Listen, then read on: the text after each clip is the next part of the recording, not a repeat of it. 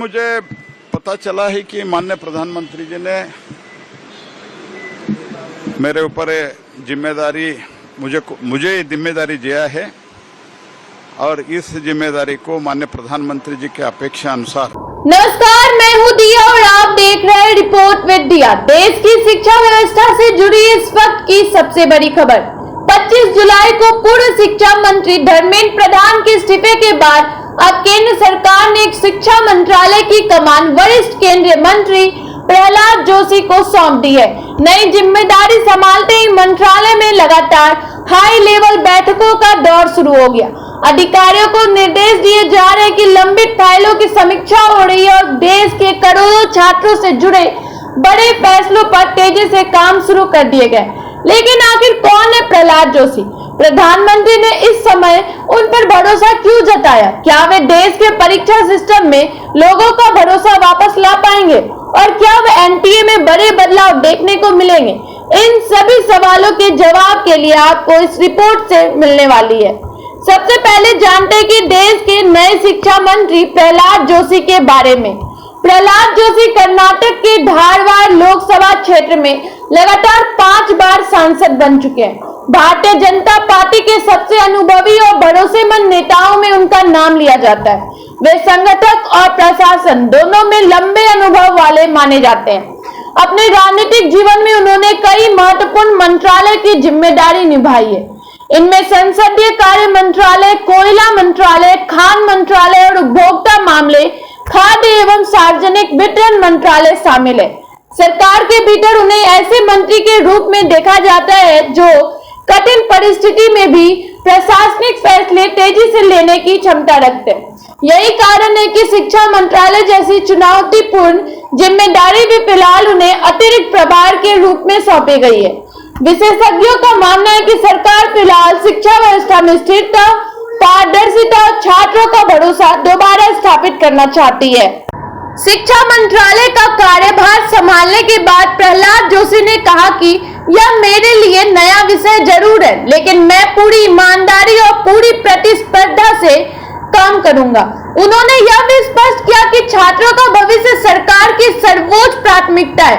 उन्होंने अधिकारियों के साथ मंत्रालय की पहली समीक्षा बैठक की, जिसमें राष्ट्रीय नीति, शिक्षा नीति, उच्च शिक्षा, स्कूली शिक्षा, डिजिटल लर्निंग और परीक्षा प्रणाली जैसे कई महत्वपूर्ण विषय पर चर्चा हुई। सूत्रों के अनुसार मंत्रालय फिलहाल उन सुधारों पर विशेष ध्यान दे रहा है जिनसे भविष्य में परीक्षा प्रणाली अधिक सुरक्षित और पारदर्शी बन सके। इसी क्रम में एनटीए की कार्य प्रणाली, परीक्षा सुरक्षा, तकनीकी निगरानी और कंप्यूटर बेस्ड टेस्ट यानी सीबीटी मॉडल को और मजबूत बनाने पर भी चर्चा की जा रही है। सरकार का उद्देश्य केवल परीक्षा कराना नहीं, बल्कि छात्रों का विश्वास दोबारा जीतना भी है। नए शिक्षा मंत्री के सामने सबसे बड़ी चुनौती केवल मंत्रालय चलाना नहीं है।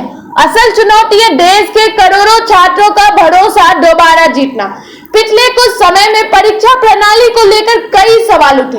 इस वजह से अब सरकार ऐसी व्यवस्था तैयार करना चाहती है जिसमें पेपर लीक जैसी घटनाओं का संभावना न्यूनतम हो, तकनीक का बेहतर उपयोग हो और परीक्षा प्रक्रिया पूरी तरह पारदर्शी दिखाई दे।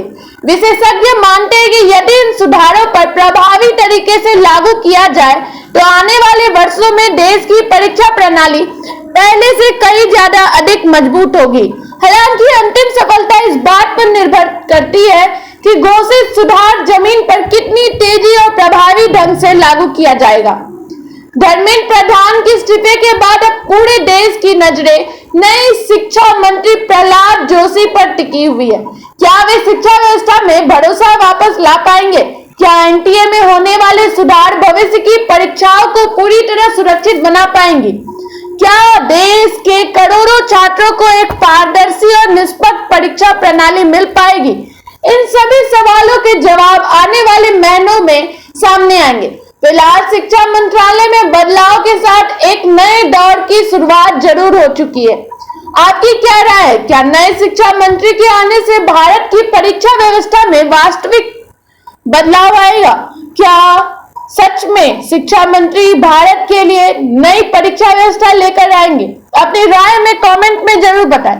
अगर आपको हमारी यह रिपोर्ट जानकारीपूर्ण लगी तो वीडियो को लाइक करें, अपने दोस्तों के साथ शेयर करें और ऐसे ही विश्वसनीय, तथ्यपूर्ण और प्रोफेशनल रिपोर्ट के लिए रिपोर्ट विद दिया को सब्सक्राइब करना ना भूलें।